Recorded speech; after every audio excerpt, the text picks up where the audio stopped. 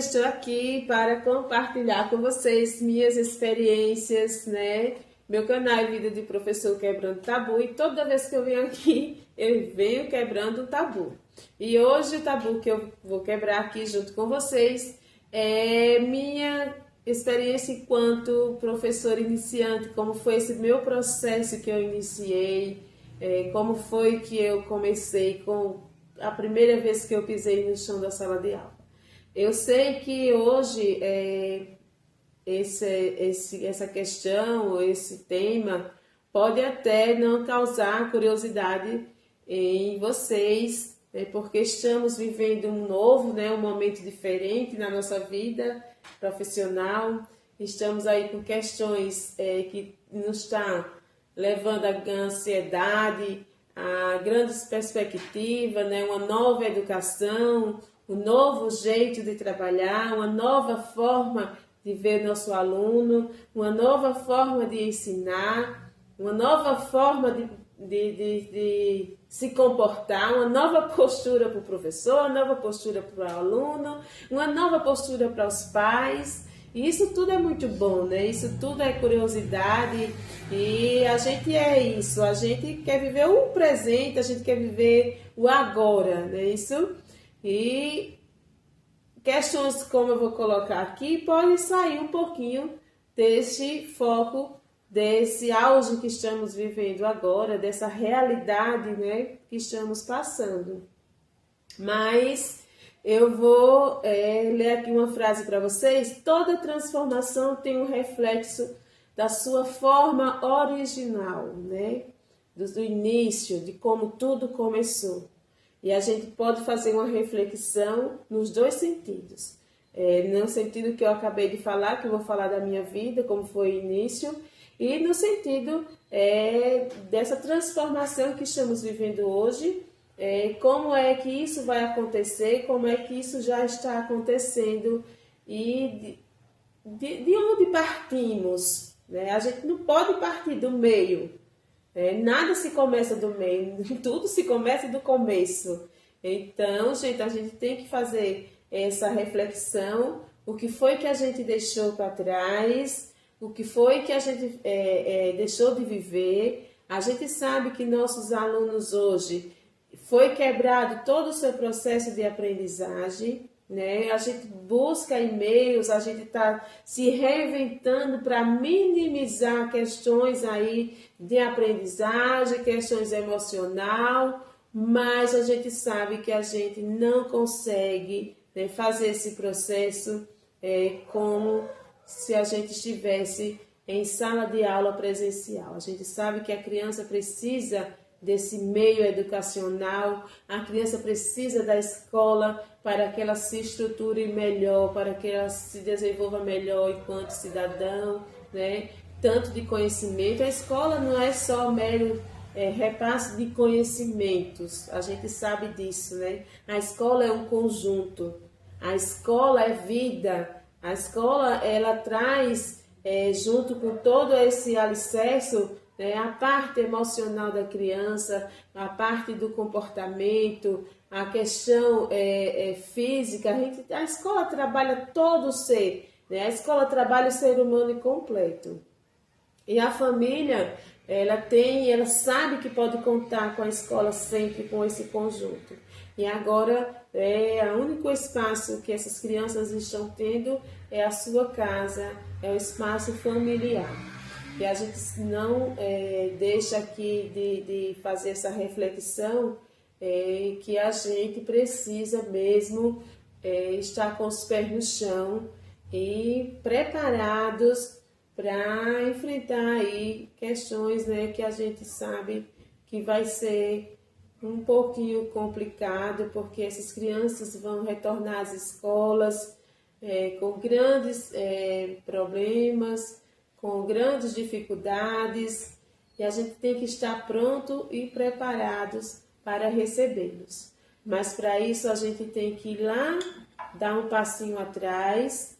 Eu acabei de falar para vocês, estamos vivendo um momento de ansiedade, um momento de busca, de perspectiva, e o novo está tudo sendo colocado, mas a gente também tem que dar uma freada aí em muitas questões que a gente está colocando, né? A gente tem que frear um pouquinho, frear, dar um passo atrás e ver o que a gente deixou. É isso. Eu venho aqui falar um pouquinho sobre o que foi que eu deixei lá atrás, o que eu deixei de fazer e o que eu não fiz, né? Que é a mesma coisa. Mas eu vou falar para vocês como foi esse meu processo, como eu iniciei a primeira vez que eu pisei no chão da sala de aula.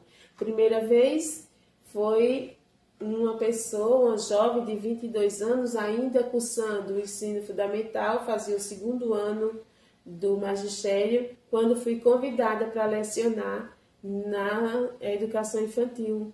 E isso foi, nossa, foi muito... Eu recebi isso com alegria imensa, porque a primeira coisa que eu pensei foi em ajudar a minha família. Eu ia ter uma renda, eu ia ter um salário. Isso pesou na hora, foi tudo que veio logo na minha mente. Mas eu recebi isso com uma grande alegria.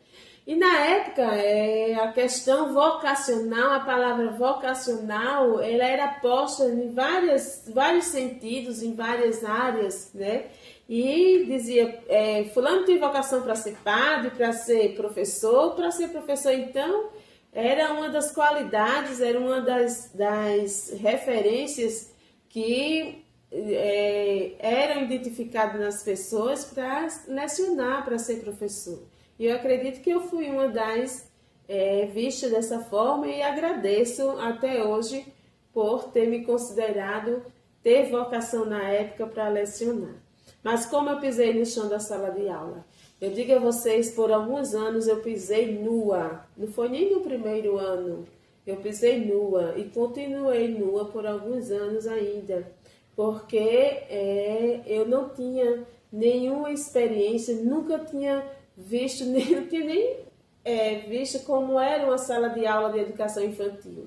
Eu considero, agora fico na minha mente, como aquele programa do Gugu, o que é que tinha atrás da porta, né? Então, o que tinha atrás da porta da sala de aula que eu ia entrar naquele momento era apenas crianças, né, que estavam ali esperando por mim todos os dias e que eu tinha que fazer algo. Mas como eu fazia e o que fazer? E isso, infelizmente, na época, eu não tinha orientações, eu não tinha nenhum apoio, digamos, didático. A única coisa que era oferecida para nós professores, para mim, vou falar por mim, era o caderno do aluno, que eu tinha que fazer cópias, levava para casa, fazia as atividades do A, E, I, O, U, dos números, de 1 até 5, de uma atividade de coordenação motora, e no outro dia entregar essas crianças, que um dos objetivos não era nem a aprendizagem da criança, porque estava longe da criança aprender dessa forma. A criança está ali só desenhando, porque é apenas desenho, eles não estavam aprendendo, eles não sabiam o que eles estavam fazendo, se ali era um A, se ali era um B, isso e para que servia aquele monte de desenho, aquele monte de número, de letras, mas era isso que era orientado para a gente e era isso que eu fazia. E isso eu continuei fazendo por alguns anos, esse processo. Até então eu chegar, e acredito que ainda tem algumas situações assim. Por isso que eu digo que a gente não pode de maneira nenhuma deixar algumas questões para trás. A gente tem que realmente verificar mesmo, ver questões mesmo. Eu acho que o Brasil precisaria passar pelo pente fino na educação, ver essas questões, realmente fazer essa pesquisa da educação, se tem casos assim, se ainda existe repetições, a escola com apenas repetições de conteúdos, que não leva a criança a pensar, que não leva a criança a raciocinar, né?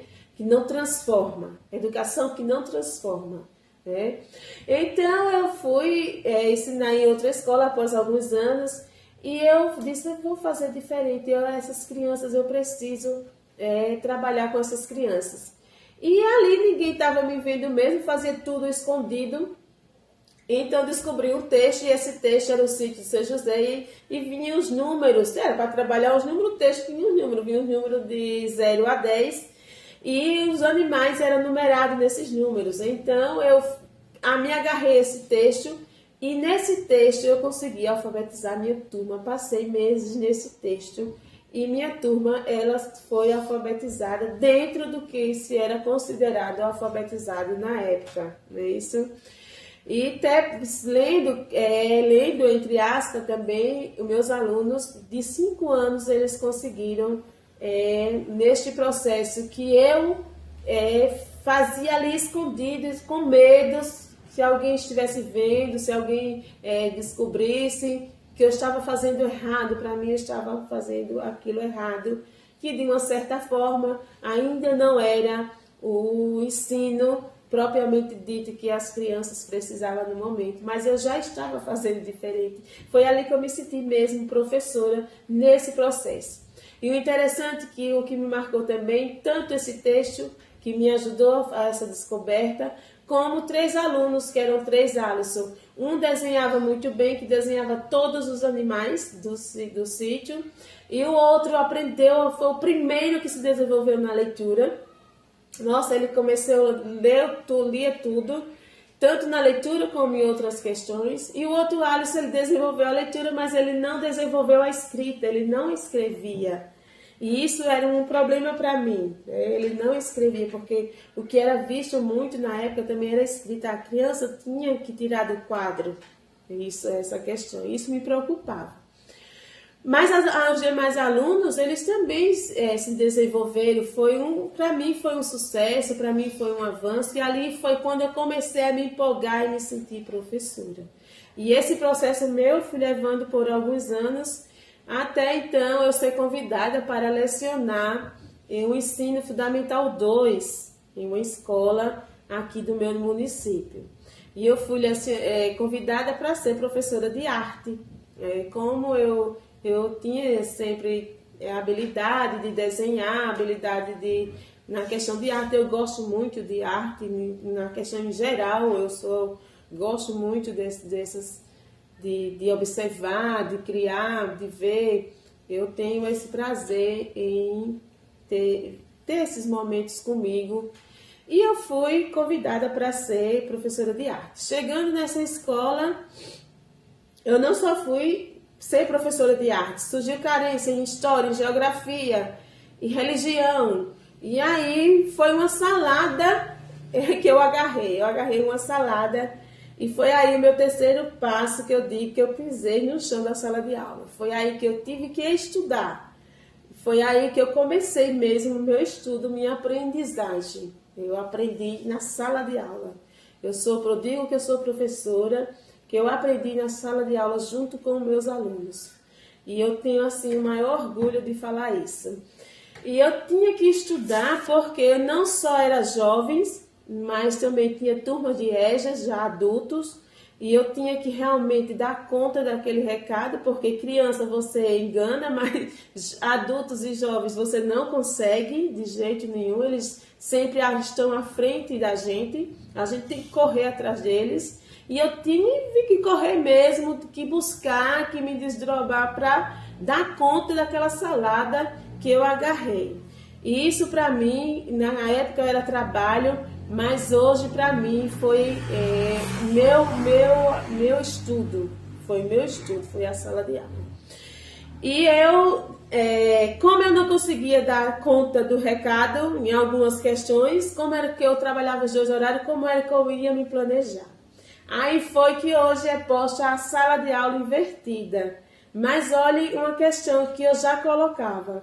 Eu não conseguia organizar toda minha dinâmica de aula, e eu chegava na sala de aula, marcava o assunto de história, de geografia e dizia para meus alunos: vocês vão estudar a página tal, estudem, depois vocês vão elaborar questões e vão responder, eles mesmos elaboravam, eles mesmos respondiam, e eles iam para frente, e aí na hora que eles iam para frente debater, as questões, eu estava aprendendo junto com eles, e aí meu raciocínio, meu pensamento, eu tinha que estar atenta ao estudo para poder debater com eles e entender todo aquele conteúdo junto com eles. Por isso que eu digo que eu aprendi junto com eles. E isso foi muito bom, era muito bom, e eu gostava de fazer isso. E eu não sabia que era sala de aula invertida. E hoje a gente vê, eu tenho 2 filhas que fazem faculdade, as 2 fazem pedagogia, e elas falam: mãe, a gente tem que estudar o assunto ainda, ir na frente, debater o conteúdo, falar sobre as questões. E nossa, isso eu já fazia em sala de aula.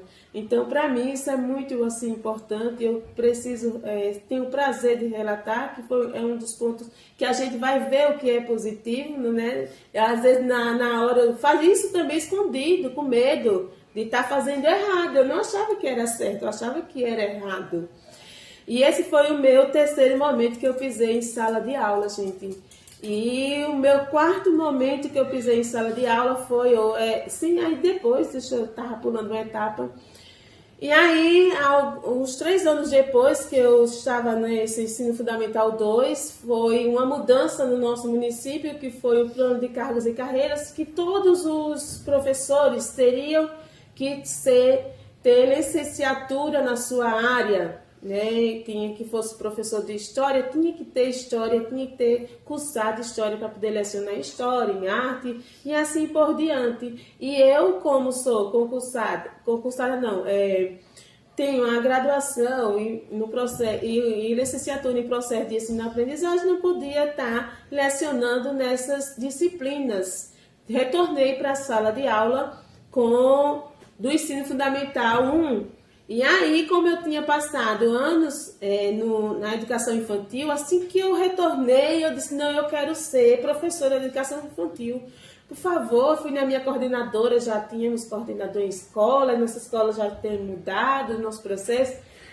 Eu quero ir para a educação infantil, quero ficar na sala de educação infantil, porque eu achava que toda aquela minha experiência ia novamente me ajudar na sala de aula, no processo, que eu era experiente, que ia dar certo tudo aquilo que eu fazia há anos passados na sala de aula da educação infantil. Nossa, quando eu cheguei na educação infantil, retornei para a educação infantil, vi tudo diferente. Não consegui me adaptar mais na sala de educação infantil. E aí eu pedi para sair, disse que não tinha mais como conduzir o trabalho da educação infantil, porque as crianças já estavam com outros pensamentos, tudo já tinha mudado. Então eu fui lecionar em turmas maiores, 3º, 4º ano, e com sucesso, porque a minha alegria era ver as crianças lerem, as crianças saírem das minhas mãos quando elas descobriam que estavam lendo. Para mim aquilo ali era a maior alegria, e eu me sentia realmente professora, me sinto professora quando eu vejo que uma criança está aprendendo. Mas não é aprender apenas repetição de conteúdo, é aprender mesmo a questão de viver, de vivência, o que é importante para o ser humano, o que é importante para a criança. Eu sempre estou colocando todas essas questões na minha questão enquanto profissional, enquanto sala de aula. E o meu 4º momento que eu pisei na sala de aula é agora que eu fui convidada. Estou há 3 anos como coordenadora de uma escola, 3 anos, não, 4 anos, né? Vou fazer agora, coordenadora de uma escola. E eu não só tive que ser professora de uma sala, mas eu sou professora de várias salas de aula, porque eu também tenho que estudar, tenho que me inteirar de todas as questões. E isso para mim hoje está sendo fundamental, é minha aprendizagem. Eu digo que eu estou me graduando agora em professora, porque é quando eu estou tendo a oportunidade novamente de estudar. Então, o professor é isso, o professor ele tem que ter oportunidade.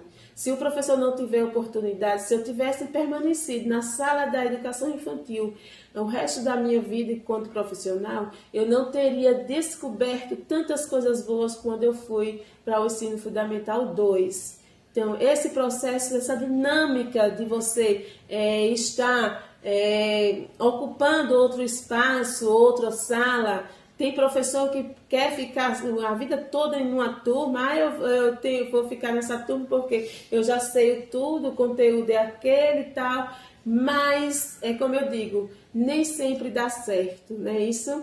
A gente tem que mudar, a gente tem que ir em busca, a gente tem que estar sempre à frente. E para a gente estar à frente, a gente tem que dar sempre o melhor da gente. E quando você permanece no seu mesmo lugar, você permanece dando a mesma coisa. E quando você muda de lugar, você tem que mudar também o que você vai propor para as pessoas, o que você vai dar de si para outras pessoas. E isso é muito bom. Então, essas são as minhas experiências. E hoje eu estou muito feliz em ser uma coordenadora. Eu digo assim, não considero assim nenhum cargo, eu considero mesmo professora, porque, como eu digo, eu me vejo em todas as salas, né? Porque eu me preocupo com tudo, com o que está acontecendo, com o aluno de todas as salas, com a aprendizagem, com a minha aprendizagem também. Eu tenho que estar preparada, eu tenho que realmente estar focada no que está acontecendo no mundo, na educação, para poder ter bases para dar sustentabilidade ao processo educacional que a gente tem que estar concluindo no nosso dia a dia, o que a gente está vivendo no nosso dia a dia. Então é isso, gente, minhas experiências, eu espero que vocês tenham gostado e coloquem aí, gente, as experiências de vocês. Quem sabe vocês não têm algo parecido comigo, né, ou diferente, e a gente vai conversando, viu? Então, desde já um cheiro e estamos aqui.